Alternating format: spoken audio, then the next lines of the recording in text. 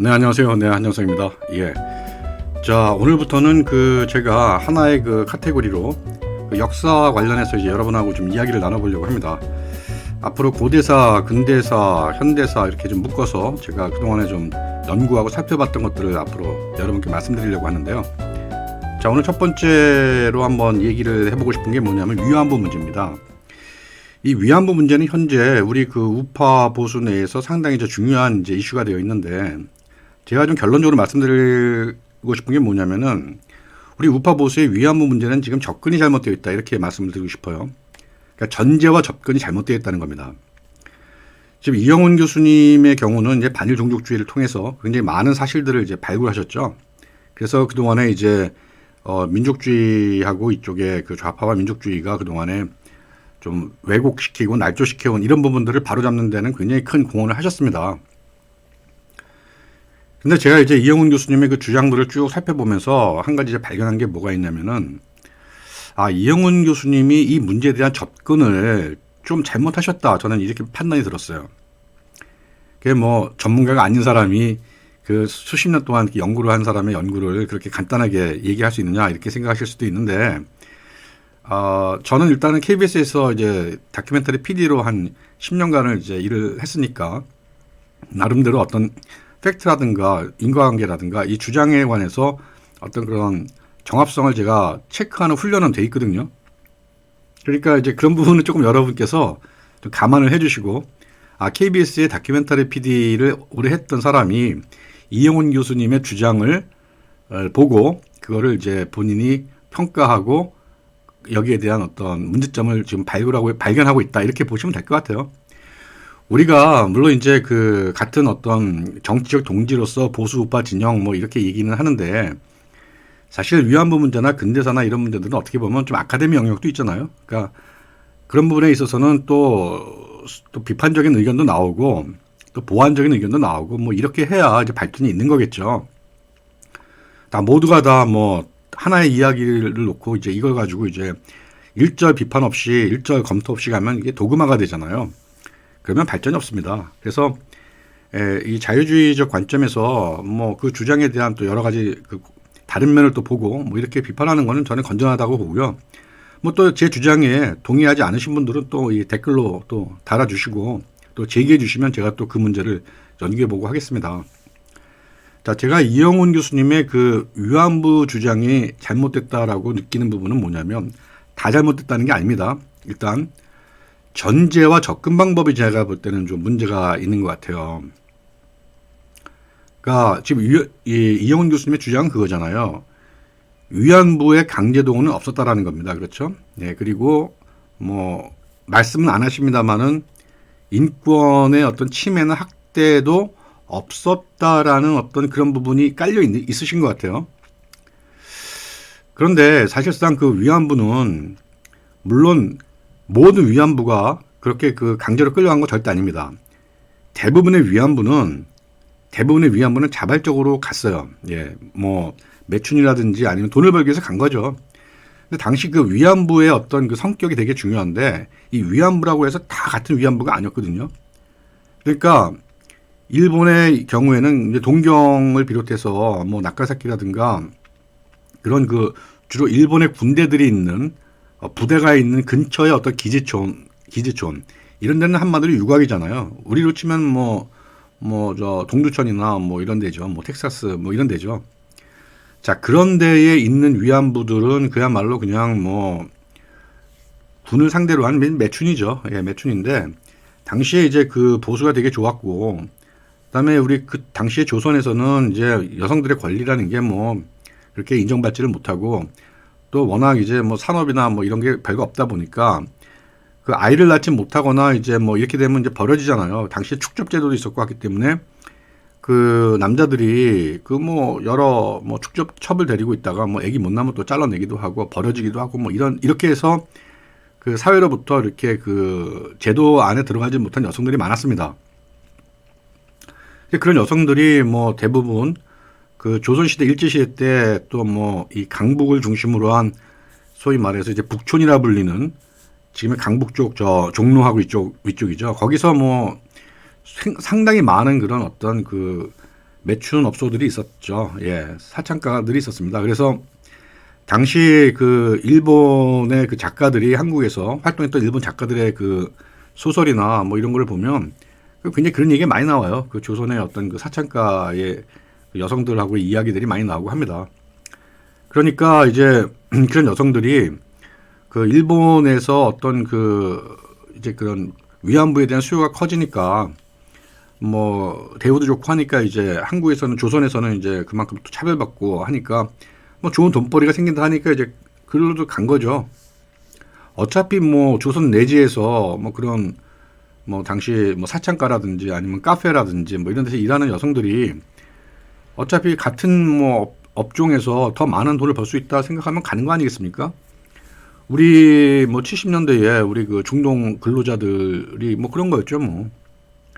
근데 그러다 보니까 일본으로 건너간 그 조선의 많은 여성들이 그 뭐 그러니까 일본 내지에 있는 어떤 부대나 주변의 유곽에서 이제 일을 한 거죠. 이런 위안부들은 사실 굉장히 대우가 괜찮았습니다. 벌이도 괜찮았고. 그런데 이제 문제는 어디 있느냐? 이 내지에 있는 위안부들 말고 이제 그 태평양 전선이 생기는 이쪽으로 가는 이제 위안부들이 있어요. 출장을 가는 위안부. 이게 종군 위안부라고 하거든요. 종군 위안부. 그런데 이 출장 지역에 가는 그 위안부들은 되게 이제 일본의 내지 위안부들도 되게 꺼려했습니다. 왜냐하면 그 전쟁이 벌어지는 지역이고, 그 다음에 거기에 무슨 뭐 그 일하는 여성들을 위한 뭐 복지나 위생 시설이 있는 것도 아니고, 뭐 그러다 보니까 이제 일본에 있는 그런 매춘 여성들이 종군 위안부는 안 가려고 한 거죠. 그러다 보니까 이제 전선에 태평양 전선이나 이제 중국 쪽에 있는 그런 쪽에서 그 군 본영에서는 위안부들이 굉장히 수요가 이제 큼에도 불구하고 공급이 딸렸던 겁니다. 그러다 보니까 이제 군에서 그 위안부 모집을 한 거고, 그다음에 거기 브로커들이 또 있잖아요. 이렇게 브로커들이 뭐 일본 내지에서는 일본 여성들을 구할 수 없으니까 대부분 이제 뭐 조선이라든지 이런 데서 이제 여성들을 구한 거죠. 구했는데 말로는 이제 야 일본의 거기 그 내지에 거기 뭐 카페라든지 이런 뭐 또 매춘업소 거기 뭐 대우가 좋으니까 다 들어서 알고 있을 거 아니야. 다 정보를 들어서. 그러니까 거기에 취직시켜 준다 해놓고 근데 데리고 가서 일단 거기에 등록을 해서 거기서 위안부 증서를 받게 한 다음에 그 다음에 이제 이 아가씨들을 이제 여성들을 좀 뭐 이렇게 업무 배치를 한다. 뭐 어디로 지방으로 간다. 이런 식으로 꼬셔가지고는 태워가지고는 그런 그 태평양 전선으로 이제 간 거예요. 그러니까 그 당시 위안부들은 아니 나는 내가 비록 그 뭐 일을 하러 왔지만 그럼 내가 이렇게 그 전선에 여기에 오려고 한 건 아니었던 거죠. 그럼 네가 한정석이 네가 그런 사실을 어떻게 하는데 이건 뭐 제가 뇌피셜로 만든 얘기가 아니라 2차 대전 때 이제 미군이 그 태평양의 그 일본 섬들을 이제 일본 군이 점령한 섬들을 이제 점령해서 조사를 하면서 당시에 위안부들하고 거기 있는 그 브로커들하고 여기 다 조사를 해서 그 보고서를 만들었습니다. 그래서 그 보고서가 이제 그 기밀이 해제된 다음에 나온 이야기들을 보면은 그게 이제 91년에 기밀문서가 해제됐죠. 뭐냐면 남태평양의 종군 위안부들이 그 인권이 되게 참혹했다는 거예요. 그런데 이제 뭐 그럴 수밖에 없는 게 당시 전선의 어떤 전쟁 상황이라는 그 상황이 뭐 일본군들 입장에서는 언제 죽을지 모르는데 거기 와 있던 뭐 위안부들에 대해서 뭐 인격적인 대우를 했겠습니까? 뭐 물론 그런 일본군도 있었겠지만 뭐 한편으로는 뭐 그야말로 뭐 별놈이 다 있었겠죠. 그러니까 그런 데서 이 종군 위안부들이 상당히 많은 인권의 침해를 받았던 것이 사실이에요. 그러니까 다시 한번 말씀드리지만 위안부라고 해서 다 같은 위안부가 아니고 일본 내지의 유곽에 배치된 부대 유곽에 배치된 위안부들과 그다음에 전선에 거기 간 그 종군 위안부는 상황이 서로 달랐던 것입니다. 그런데 이영훈 교수님과 그다음에 뭐 이런 분들은 그걸 하나의 이제 왁구를 보는 거예요. 이렇게 위안부라는 하나의 왁구를 보는 겁니다. 그러니까 뭐 그 자발적이었다는 거하고 거기에서 뭐 다 이렇게 자격을 주었고 그다음에 뭐 관리를 했다라는 거 이거를 이제 내지 위안부의 그 기준으로 다 이야기를 하는 거죠. 그런데 사실상 지금 우리가 문제가 되는 위안부들 그다음에 강제로 끌려갔다거나 속아서 갔다라는 분들의 주장은 대부분이 그런 일본 내지의 그런 위안부가 아니라 이제 그 태평양 전선 뭐 이런데 그 대만이라든지 타이완이라든지 아니면 남태평양의 섬들 여기에 그 위안부들 문제거든요. 그러니까 접근이 잘못된 거예요. 이게 이영훈 교수님하고 이쪽에서. 그러니까 이런 거죠. 뭐냐면은 설령 위안부가 스스로 자기가 자발적으로 매춘을 해서 갔다 하더라도 그 위안부의 어떤 인간으로서의 어떤 인권, 그 다음에 권리, 보편적 권리는 이제 국가가 보호해야 되는 거잖아요. 그러니까 일본이 일단은 그런 위안부들을 뭐 군이 직접 나서지 않았다 하더라도 그걸 운용하는 상황에서는 일본 군이 또는 일본 국이 그 위안부 여성들의 인권을 그 보호해야 될 의무가 있는 거예요. 그런데 이제 이영훈 교수님은 그런 얘기를 안 한단 말이에요. 응? 그러니까 강제적인 어떤 있었냐 없었냐 뭐 이것만 이제 초점을 이제 맞춰서 가고 다 자발적이었다 뭐 이것만 가는 거예요. 그럼 예외가 하나도 없었냐 그러면 그러면 안 되는 거거든요. 그거는 그 위안부도 개별적인 상황이 다 다르기 때문에 그거는 이제 그 케이스 바이 케이스를 봐야 되는데 대부분 국내에서 위안부로 강제로 끌려갔다는 분들 주장을 보면 본인이 그게 남태평양 섬에 가서 그게 속아서 그 얘기인지 아니면 일본 내지의 위안부에 일을 했던 건지 이거에 대한 정확한 구별들이 없는 것 같아요. 그러니까 그 미군의 그 조사 보고서 태평양 91년도에 기밀 해제된 문서에 의하면 그 분명히 이제 인권에 대한 침해나 이런 게 있었던 거고 그 당시 위안부들이 그렇게 그 출장으로 가는 종군 남태평양 전선을 가는 거는 원하지 않았던 거예요. 원하지 않았는데 속아서 간 거예요. 이런 부분에 대해서는 인정을 할 거는 인정을 해줘야 된단 말이에요. 그러니까 일본 정부도 고노 회담에서 나온 그 선언이 그거잖아요. 그러니까 비록 그게 일본국이 뭐 관여한 건 아니지만 그러나 그 인권의 침해가 있었다는 것과 그다음에 자신의 의사에 반해서 그런 위안부 일을 하게 된 것은 인정을 한 겁니다. 일본 정부가. 그래서 그게 이제 위안부 배상 기금이 만들어진 거잖아요. 이렇게. 그러니까 이 부분까지를 다 없애버리고 야 당시에 일본의 그 위안부는 하나의 제도로서 이 제도는 다 자발적인 거를 수용을 해서 가는 제도였기 때문에 뭐 강제 이런 게 없었다. 이렇게 주장하는 거는 일종의 그 국가의 제도를 하나의 그 불변의 것으로 보는 최고의 것으로 보는 이제 이런 시각인데 제가 이영훈 교수님이 자유주의자라고 하시면서 왜 이렇게 이런 부분을 왜 놓치고 계신가를 제가 굉장히 궁금했어요. 그렇다고 해서 제가 뭐 물어보면 뭐 대답해 주실 건 아니잖아요. 그래서 제가 이제 이영훈 선생님의 여러 강연들과 그다음에 이제 글들과 이런 거를 쭉 살펴봤는데 이영훈 교수님이 그런 부분들 위안부들의 인권 부분이라든지 아니면 종군 위안부가 기내와 내지와 출장이 다르다는 이런 문제들을 도외시하셨던 부분에는 제가 볼 때 한 가지 이유가 있습니다. 첫째, 이영훈 교수님이 그 위안부 문제를 연구하실 때는 자유주의자로 연구하신 게 아니에요. 당시에 이영훈 교수님도 스스로 고백을 하십니다만은 이영훈 교수님은 젊은 시절에 마르크스주의자였습니다. 마르크스주의자. 그러니까 막스주의자로서 당시에 이런 진보 운동을 하다가 본인이 그 한국의 근대사를 막스 이론에 의해서 해석을 해야 되겠다 이렇게 이제 결심을 하신 거예요. 그러니까 막스의 이론에 의하면 결국은 이제 자본주의 식민국은 결국 그 자본주의 국가의 이거의 제도에 편입이 되기 때문에 결국은 똑같이 그렇게 착취 구조가 이루어진다. 이거를 이제 이영 교수님께서 보시고 그렇다면 일본의 그 자본주의, 군국 자본주의에 예속된 조선도 결국은 이 식민지로서 결국 일본의 그런 군국 자본주의의 어떤 국제 자본주의, 제국주의의 하나의 그 폐해가 그대로 이전이 됐겠다 이렇게 보신 거예요. 이렇게 전제를 하고 내가 이거를 밝혀야지 하고 시작을 하신 거예요.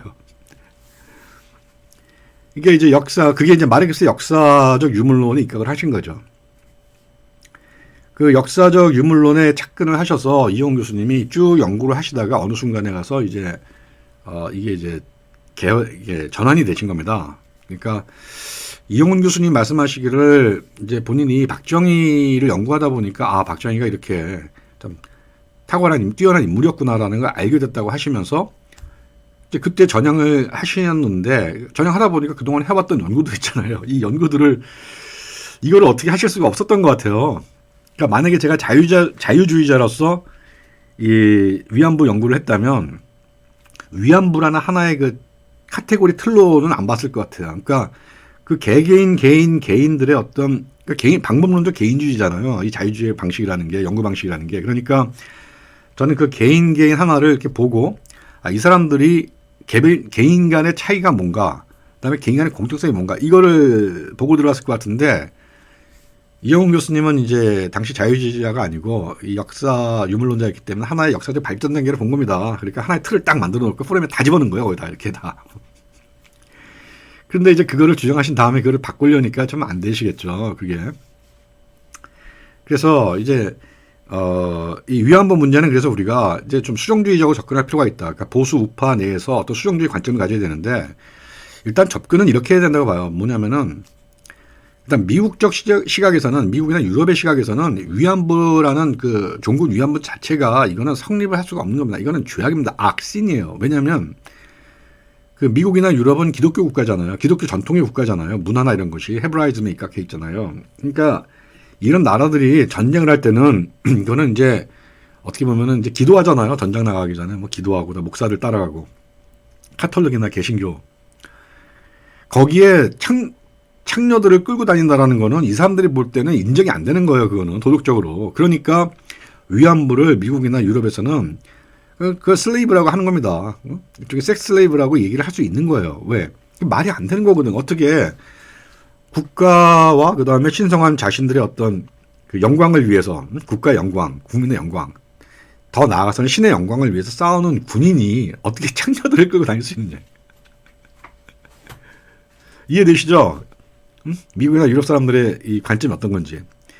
그런데 여기다 대고 그거 아니고 일본은 뭐 옛날부터도 그런 제도가 있었고 뭐 그런 위안소 제도가 있었기 때문에 그게 뭐 그 문제가 안 된다라는 식의 접근은 안 된다는 거예요. 그거는 성립이 안 된다. 이거는 국제 어떤 규범 레짐이나 도덕 가치나 보편에 의해서 지지받을 수가 없다. 그걸 인정하는 거는. 그러니까 일단 그런 문제가 하나 있고 두 번째 접근의 문제는 뭐냐면은 그 위안부들의 상황들이 다 다름에도 불구하고 이거를 하나의 그 제도 관점에서 집어넣는 건데 이거는 이제 제가 앞서 말씀드린 대로 이영훈 교수님의 그 마르크스주의적인 사관, 그러니까 역사의 어떤 발전 단계라고 봤을 때 일본의 위안군 제도라는 거는 그 당시에 그 상황에 맞는 제도였고 채택된 제도였기 때문에 여기 예외라는 건 없다 이렇게 보시는 거예요, 그냥. 네. 그게 이제 딜레마, 이게 문제죠. 예, 문제인데 이거를 해결을 이제 못하고 계신 건지 안 하고 계신 건지 잘 모르겠는데 제가 좀 답답한 거는 그렇습니다. 그 일본의 우리 우파라고 해서 일본의 우파나 보수 우파라고 해서 이 사람들이 다 우리 같은 보수 우파도 아니고 미국의 보수 우파 같지도 않아요. 그러니까 제가 자신 있게 말씀드리는 거는 일본의 그 우파 지식인들, 보수 지식인들은 상당히 탁월한 사람들 굉장히 많습니다. 그 노벨 그 문학상 그 후보자들도 있고 이 사람들이 갖고 있는 그 일본의 우파 보수라는 거는 우리하고는 차원이 달라요. 차원이 아예 달라요. 그러니까 어떻게 말씀드릴까요? 일본의 보수 우파는 그 천황주의에 입각해 있습니다. 천황주의. 그러니까 천황주의라는 게 입각해 있는데 그러니까 뭐냐면은 이 천황은 일본 사람들에게는 보수한테는 하나의 큰 고목 그 벚나무예요. 사쿠라 나무. 1000년이 넘은. 이 사쿠라 나무에 그 봄에 꽃들이 핍니다. 사쿠라들이 펴요. 이렇게. 사쿠라들이 막 쫙 핍니다. 그랬다가 어느 순간에 또 한 번에 또 싹 지죠. 일본어로 얘기를 하면 사쿠라 하나와 반토 사이때 반토 찌리마죠. 이렇게 얘기를 해요. 근데 그게 순간적으로 쫙 폈다가 쫙 지는 거기에 미학이 있다고 보는 거예요. 그러니까 그 1000년의 역사를 가진 일본의 천황이라는 그 중심에 일본의 국민들이 1억의 그 국민들이 한 번에 쫙 개발해서 한 번에 지고 그럼 죽는 게 아니에요. 왜냐하면 다시 그 봄이 오면 사쿠라는 다시 또 핍니다. 이렇게 다 편하잖아요. 이렇게 해서 또 다시 1000년을 간다는 거예요. 그러니까 사쿠라의 꽃과 사쿠라의 나무는 하나잖아요. 그러니까 일본의 보수 사람들은 국가와 나는 하나라는 거예요. 이게 일본의 보수주의입니다. 천황주의. 이제 그러다 보니까 이 사람들이 일본의 그 보수나 그 우파 사람들이 일본주의에 굉장히 그 좀 매몰되는 경향들이 있어요. 그러니까 뭐 한국의 보수라고 해서 이 사람들이 절대로 한국의 보수를 뭐 자신들의 일본의 보수와 뭐 같은 레벨로 쳐준다는가 그런 거 절대 아닙니다. 절대 아니에요. 이게 많은 분들이 좀 착각하는데 특히 우리 보수 우파내에서 착각하시는 분들이 있어요. 어? 미국의 보수는 조금 달라요. 미국의 보수는 기본적으로 이제 기독교 문명적인 요소를 가지고 있고, 그다음에 휴먼, 그러니까 인간이 인간을 지배해서는 안 된다라는 게 보수주의의 철학의 핵심이에요. 그게 모든 종교 정치의 보수주의 핵심은 뭐냐? 인간이 인간을 지배할 수 없다는 겁니다. 인간을 지배할 수 있는 것은 오로지 신만이 인간을 지배할 수 있다는 거예요.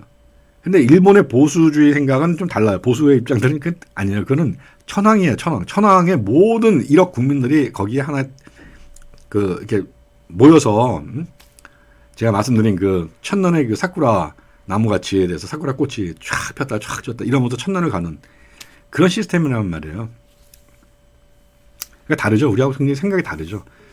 근데 이제 미학적으로 보면은 이제 상당히 미학적으로 저도 상당히 좀 끌려요. 그러니까 굉장히 숭고하잖아요. 이렇게 다 숭고하잖아요. 우리 같이 우리 한국의 개인주의 개인들이 막 각자 저마다의 자기 개인의 이거를 위해서 추구하고 나라와 국가가 어딨냐. 우리 한국인들의 가장 큰 단점이 뭐냐면 전체 그러니까 하나의 공동체를 이룰 때 이 공동체 위계가 있잖아요. 이렇게 집단의 위계가 있잖아요. 그런데 한국 사람들은 절대로 자기가 속한 그 집단 내의 위계만을 중시해요. 이게 전체의 위계로서 이 전체를 보지 않아요. 무슨 말씀인지 이해하시죠? 그러니까 우리 학교로 치면은 고등학교 때 학교로 치면은 각 클래스에 이제 반장이 있고 거기 학급이 있잖아요. 그러면 학급이면 그 급에만 우리 반만 이제 중요한 거야. 학교 전체는 하나도 안 중요한 거야. 예를 들어서 그런 게 우리 한국인들의 어떤 공동체 의식이란 말이에요. 그러니까 자기 집단주의. 그러니까 더 큰 어떤 상향의 집단을 보지 않는 거. 근데 일본은 안 그래요. 일본은 그 집단들이 되게 이제 위계가 돼 있어서 그 가장 상위 집단은 모두가 다 복종합니다. 그래서 이게 메이지 유신도 그렇게 해서 가능했던 거죠. 모든 그 다이묘들이 다 천황 중심으로 천황 복구로 돌아가자 이제 이렇게 된 거잖아요. 자, 그래서 제가 이제 오늘 이 시간에서는 이제 다시 한번 정리를 해드린다면 우리 위안부 문제는 좀 다시 방법을 다시 만들어야 된다. 그러니까 첫째, 위안부 제도 자체를 우리가 인정할 수 없다. 그거는 이렇게 가야 됩니다. 그거는 인류의 어떤 보편적인 양심과 도덕에 반하는 제도이기 때문에 그 위안부에 그게 강제로 갔니 자발로 갔니 하는 문제를 떠나서 위안부 제도 자체가 일본 네, 그런 제도를 우리가 보편적으로 수용할 수 없다라는 게 하나고 그걸 인정을 하고 가야 되고 두 번째가 같은 위안부를 하더라도 일본 내 내지의 위안부와 그다음에 중국 위안부의 상황들은 다 달랐다. 그리고 많은 자발적 그 위안부들이 내지에서 일을 할 거라 생각을 하고 갔다가 거기서 위안부 등록을 받은 다음에 그 업무가 이렇게 배치되는 과정에서 자기의 뜻에 반하든 원하지 않는 그런 출장소 전선으로 가서 거기서 굉장히 인권 유린을 당한 위안부들이 많았다. 이거는 우리가 인정을 하자 이겁니다. 그렇죠? 이제 그렇게 인정을 해야만 위안부에 대한 배상 문제가 생기는 거고, 그 다음에 현재 그 강제로 끌려갔다는 그 위안부들의 할머니들, 그 할머니들 중에는 제가 볼 때는 자기 편리한 대로 기억을 하시는 분도 있을 거고, 아마 어떤 분은 그 자기가 하고자 하는 말이 나는 일본의 그런 거기 위안부 거기에 카페라든지 그 정도를 생각을 했는데 그게 아니라 내가 거기서 이렇게 속아서 갔다. 이것 때문에 아마 그거를 끌려갔다고 표현하는 분들도 있을 수 있다고 봐요. 그러니까 지금 대한민국의 위안부는 그 수가 많지 않습니다. 그 위안부 할머니들이. 그러니까 그런 주장하는 분들은 그냥 인정을 해줄 수 있어요. 우리 당시 위안부들의 숫자에 비해서 지금 있는 주장하는 분들이 숫자가 소수니까 이분들은 그렇게 본인이 원하는 방식이 아닌 그걸로 된 분들이라고 그거는 우리가 인정을 해줘도 됩니다. 그리고 나머지 그 위안부들의 경우 모든 위안부들이 이렇게 끌려다갔다고 그런다면 아니 그 많은 위안부들이 배상을 해준다는데 왜 주장하고 나서는 분들이 그렇게 없겠어요. 그거는 이제 본인들이 그 위안부들 할머니들 중에 다 잘 살겠어요. 어떤 분은 할머니는 정말 단 10만 원도 아쉬운 할머니들도 많을 텐데 그런 할머니들이 위안부 배상해 준다 그러면 나도 그때 강제로 끌려갔어 이렇게 주장할 분들이 많이 있잖아요. 근데 그런 분들이 없잖아요, 사실. 그건 뭐냐면 우리의 좀 할머니 세대, 할아버지 세대만 하더라도 이분들이 좀 양심적이어서 그래요. 그분들이 자기가 봤을 때 아니 내가 선택해서 간 건데 그렇게까지 내가 그러니까 이제 그런 분들이 많기 때문에 지금 그렇게 위안부 강제 뭐 납치당했다 하는 분들 주장자가 뭐 소수이라고 저는 생각을 하고요. 그다음에 뭐 그분들 주장 과거에 그 위안부의 강제 끌려갔던 문제 이런 것들은 다 조사가 됐었어요. 진보 진영에서도 다 조사했었어요 그때. 근데 결론을 못 냈어요 그때. 이야기들이 다 다르고 할머니들 얘기들이 바뀌고 달라고 그래가지고. 그러니까 저는 이거예요. 뭐냐면 죄송합니다. 지금이라도 정부가 그냥 조사를 하면 돼요. 정부가 당시 위안부 강제 이런 그 연행이 있었나 없었나? 정부가 조사하면 될 거 아니에요. 정부가 조사해서 쭉 조사해보고 있었으면 있었다 얘기하고 없었으면 없었다 얘기하면 돼요. 뭐 힘들어요 그거? 응? 뭐 힘드냐고. 그리고 자발적으로 갔으나 그러나 본인의 뜻과 다르게 배치되어서 사실상 뭐 강제로 일하게 됐다. 뭐 그런 경우 얘기하면 되는 거고. 정부가 그 진상조사 못하냐고. 5.18 그것도 다 하고 다 하잖아. 응? 근데 왜 못해? 그래서 제가 이제 여기까지 하겠고요. 네. 앞으로 여러분하고 같이 제가 근대사, 현대사 이 부분에 대해서 앞으로 좀 우리가 생각을 좀 새롭게 해볼 수 있는 어떤 그런 시간들을 좀 제가 카테고리 앞으로 좀 많이 좀 연구를 해보려고 합니다. 네. 제 영상 보시고, 네, 좋아요, 구독 꼭 눌러주시고요. 네. 제 후원 계좌 있습니다. 후원 많이 부탁드립니다. 예, 감사합니다. 네, 여기까지 하겠습니다.